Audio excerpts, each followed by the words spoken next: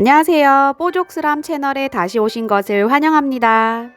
Halo guys, selamat datang kembali di Pojok Seram. Hari ini gue akan menceritakan film dari Korea yang berjudul EPT. Hayo kita mulai.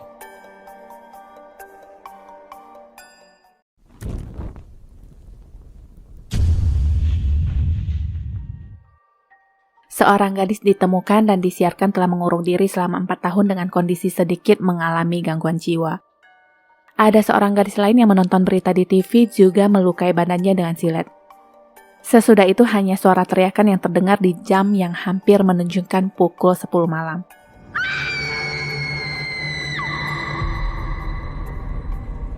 Keesokan harinya gadis itu sudah tampak dievakuasi dengan mobil ambulans yang diiringi dengan mobil polisi. Jam 9.56 gedung apartemen selalu menunjukkan hal yang sama di mana lampu akan berkedip secara tidak beraturan dan padam sebagian.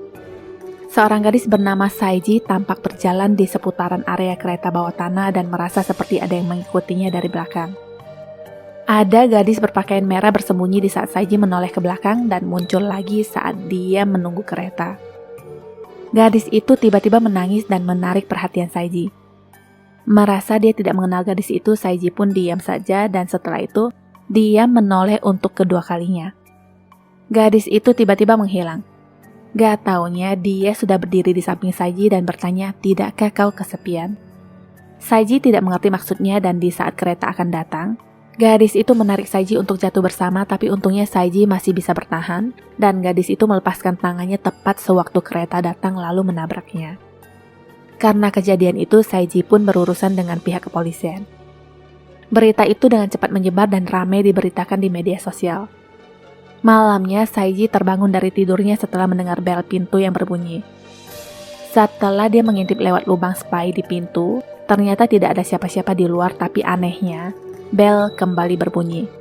Kali ini Saiji memutuskan untuk membuka pintu, tapi dengan memasang santelan pengaman pintu terlebih dahulu. Untuk beberapa detik dia tidak melihat siapapun dan tiba-tiba gadis yang mengakhiri hidup itu muncul di hadapannya yang membuat Saiji terbangun dari mimpinya. Mendapatkan pengalaman yang tidak mengenakan ditambah atasan yang suka ngoceh, Saiji pun tidak bersemangat melakukan apapun hari itu. Dia hanya duduk bengang-bengong nungguin hujan duit sampai malam. Sosok perempuan itu ada lagi di sampingnya dan hilang setelah Saiji menoleh ke arahnya. Besoknya dia sedikit bersemangat dan jogging di sekitaran kompleks apartemen. Di sana dia tidak sengaja bertemu dengan seorang gadis yang memakai kursi roda yang mengatakan sering sekali melihat dia jogging dari kamar apartemennya. Mereka pun berbincang-bincang.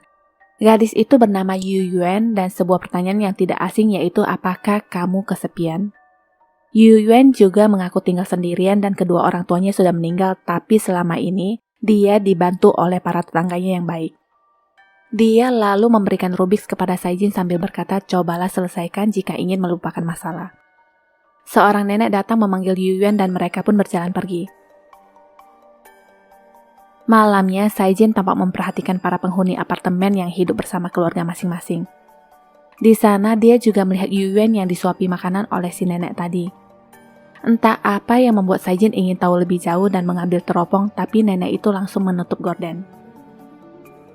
Di apartemen Yu Yuan, nenek masih menyuapinya makan. Yu Yuan mengatakan dia sudah kenyang tapi langsung digampar sama si nenek dan memaksanya untuk terus makan. Jadi nenek ini tepatnya hanya tetangga yang menjadikan dirinya sendiri sebagai nenek Yu Yuan dan mengurusnya. Ada sepasang mata entah siapa yang mengintip di sana tapi tidak melakukan apa-apa. Kembali ke Saijin, dia masih berdiri di depan jendela sambil menatap ke gedung seberang. Keanehan mulai terjadi di mana lampu yang seakan konslet di jam 9.56. Seluruh lampu akhirnya padam dan seorang pria tampak melompat dari balkon. Besoknya lagi-lagi ambulans datang untuk membawa jasad pria tersebut. Berita kembali disiarkan di mana korban berasal dari kamar 1403. Malam itu Saijin mulai membuat sketsa apartemen dan menghubungkan kejadian di kamar 1403 dengan kamar 1304 dan 1103 yang terjadi di malam tepatnya pukul 9.56 dengan gejala mati lampu yang sama. Besoknya, Saijin ditelepon pihak kepolisian untuk menyuruhnya ke kantor polisi. Polisi memberitahunya kasus perempuan yang mengakhiri hidupnya di rel kereta api itu dianggap murni karena bunuh diri dan kasus ini akan segera ditutup.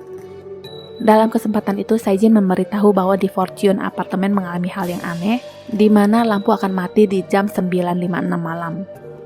Ini mungkin susah dicerna menggunakan logika, tapi Saijin mengatakan ini seperti serentak dimatikan, dan besoknya akan ditemukan penyewa yang mati mengakhiri hidup. Mau ngomong sampai berbusa pun polisi tidak akan percaya dan intinya Saijin hanya dianggap membual. Malamnya dia kembali ke apartemen. Sekilas dia melihat Yuyuan yang masih duduk manis di kamarnya. Hanya sebatas itu dan di saat Saijin tidur, ada sebuah tangan yang keluar dari bawah ranjang yang menyentuh tangannya. Saijin terbangun dan mengintip ke bawah ranjang. Sekilas dia melihat ada sepasang kaki yang berdiri di sisi ranjang menggunakan high heel, tapi setelah dia bangun dan memastikan kembali ternyata tidak ada siapa-siapa. Pintu kamar mandi tiba-tiba terbuka dan terdengar ada suara langkah kaki seorang gadis yang menggunakan high heel. Dari bawah ranjang ada yang menarik kakinya dan lagi-lagi itu hanyalah mimpi. Waktu bangunnya itu bertepatan dengan bunyi alarm di jam 9.56 malam. Saijin meneropong keluar dan melihat Yuyuan yang sedang ngesot dan duduk di kursi. Seharusnya tidak ada yang aneh di sana. Saijin lalu keluar apartemen dan menggunakan lift yang sama dengan gadis yang bernama Ju-hong yang juga penghuni apartemen. Dia mengingatkan agar tidak mematikan lampu pukul 9.56 malam walaupun ini terdengar aneh. Maksudnya baik tapi malah disinisin oleh si bocah labil satu ini yang menganggapnya suka mengintip orang lewat teropong. Saijin pun malas menanggapinya dan sekarang dia menghampiri kamar Yuyuan untuk mengingatkan hal yang sama. Di dalam terlihat ada seseorang yang mengintip dengan rambut panjang yang cuma sebentar. Setelah Saijin pergi, Yuyuan tampak diikat di kursi roda oleh seorang pria yang bernama Min-suk. Dia mengatakan hanya Yuyuan seorang yang menjadi temannya karena semua orang menghindarinya. Tidak sampai di sana, Yuyuan juga dilecehkan olehnya. Malamnya, Saijin menulis email kepada seseorang dengan isi pesan yang sama yaitu larangan mematikan lampu sebelum jam 10. Kita kembali ke Min-suk yang melecehkan Yuyuan tadi. Setelah puas melampiaskan hasratnya, dia dengan santainya keluar kamar sambil mendengar lagu. Tiba-tiba lagu itu seperti konslet dan seorang perempuan berpakaian merah muncul di sampingnya. Tak berapa lama dia menghilang begitu saja. Jam menunjukkan pukul 9.56. Entah apa yang di pikiran Saijin, dia segera keluar dari apartemennya dan tampak ingin menuju ke sebuah tempat dengan lift. Sedangkan Min-suk terlihat ketakutan padahal sudah sampai di depan pintu apartemennya.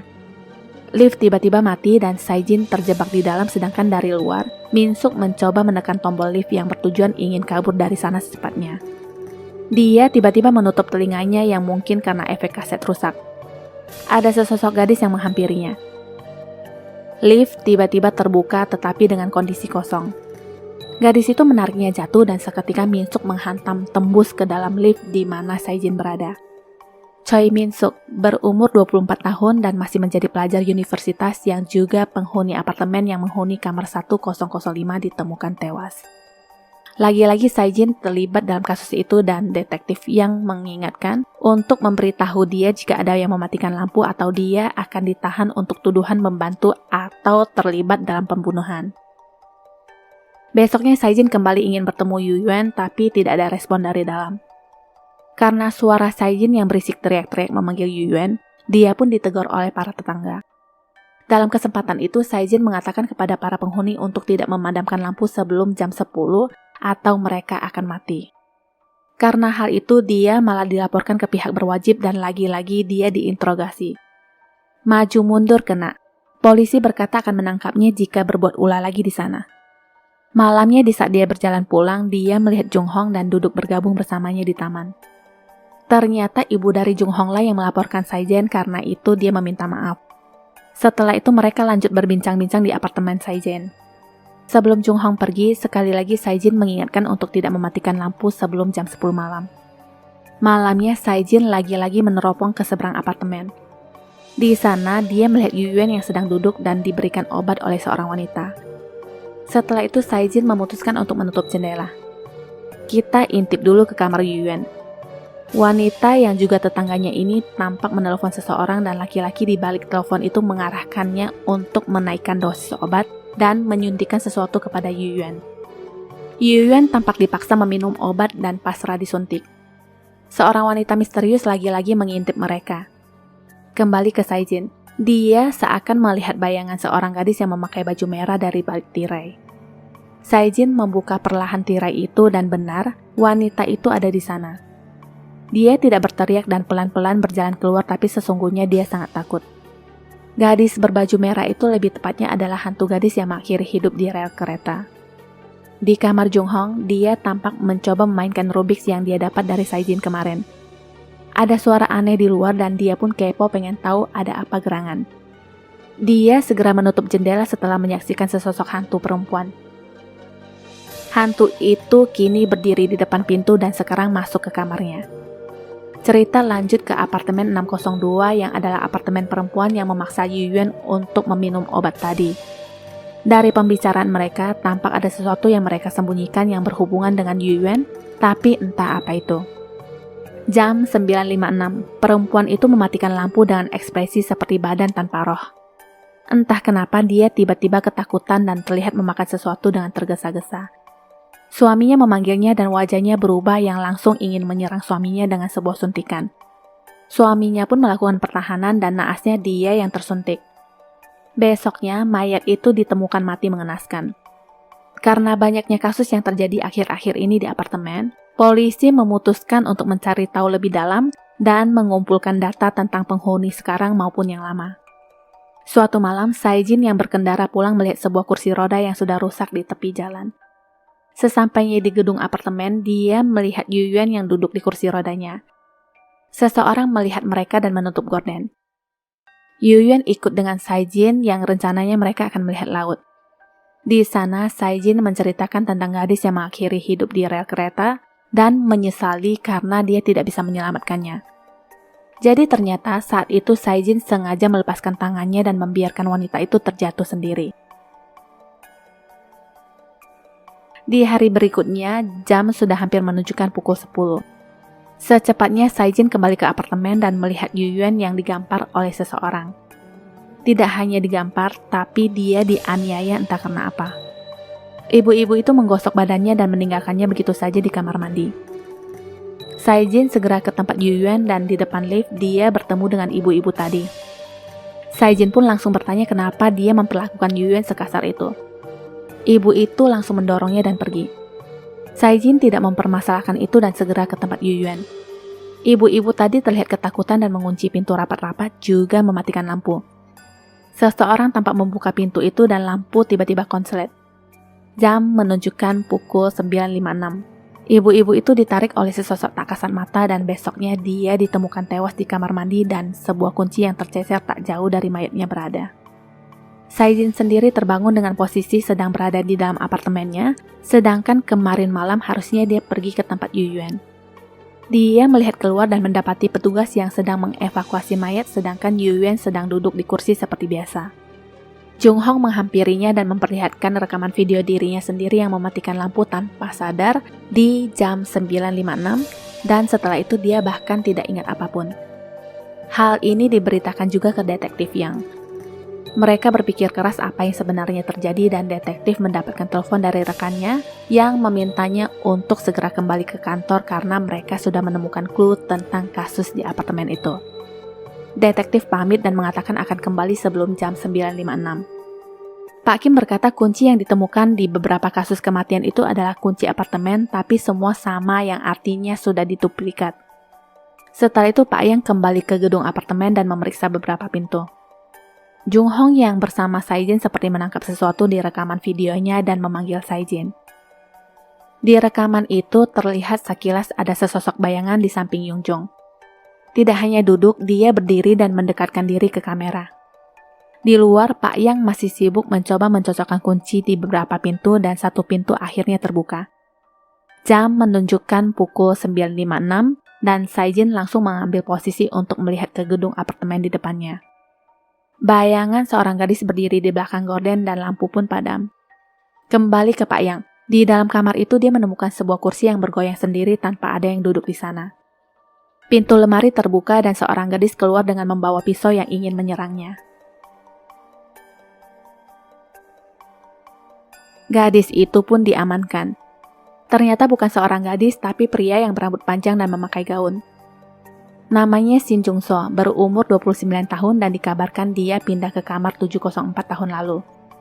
Sejak saat itu jugalah dia mengurung diri sampai tetangga lain juga tidak pernah menyadari kehadirannya. Jungso diinterogasi tapi tidak bisa memberikan keterangan apapun. Dia malah merasa ketakutan di saat ditanya tentang baju yang bernoda merah. Untuk sementara dia dinyatakan mengalami gangguan jiwa. Junyung yang masih bersama Saejin mencoba mencari tahu tentang histori gedung apartemen mereka. Di berbagai artikel dituliskan para penghuni apartemen banyak melakukan kegiatan sosial, salah satunya merawat anak yatim yang bernama Yu Yuan. Saejin yang dari tadi melihat Rubik's itu tersadar akan angka-angka yang tertulis di sana yang berhubungan dengan nomor kamar para penghuni apartemen yang meninggal. Junyung yang masih googling membaca sebuah artikel lain yang menuliskan karena kesal dengan perlakuan mereka, Yu Yuan mengakhiri hidup di malam Natal. Sejak kehilangan orang tuanya, dia hidup sengsara sendirian. Mendengar itu, Saejin menjatuhkan Rubik's-nya dan mencurigai sesuatu.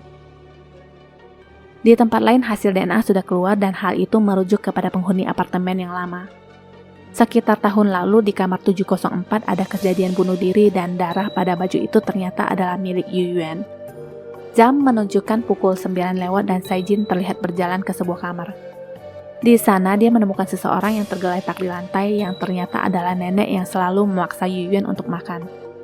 Dia mati juga karena makan kayak orang kesurupan. Di dalam mulutnya ditemukan sebuah kunci. Di tempat lain, para detektif masih mencoba menanyakan kepada Jungso di mana dia mendapatkan baju milik Yu Yuan. Dia mulai membuka mulut dan cerita kembali ke Saejin. Saejin pergi ke kamar 704 dengan kunci yang didapatkannya tadi. Dia membuka gorden dan duduk di kursi di mana Yu Yuan biasanya duduk tanpa menyadari masih ada darah dan sesuatu yang lengket di kaki kursi. Saejin seakan dibawa kembali ke masa lalu di saat Jungso pertama kali pindah ke apartemen itu.